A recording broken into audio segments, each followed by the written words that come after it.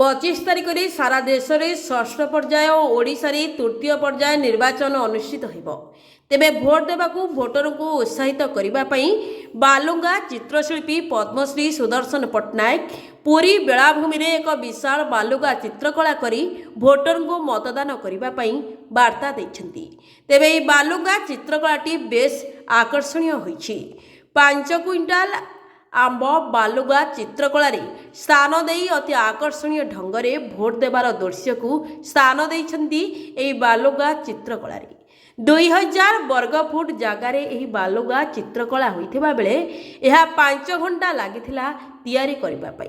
तेबे बालुगा चित्रशिल्पी सुदर्शन पट्टनायक बालुगा चित्रकला विभिन्न समय रे सचेतनतार वार्ता देइछन्ती।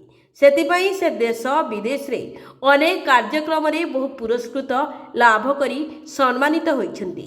तेबे गणतंत्रर एही महान पर्व रे शामिल होई देश और राज्यर विकास रे सबु नागरिक शामिल हेबाकू सुदर्शन अनुरोध करिसेंती।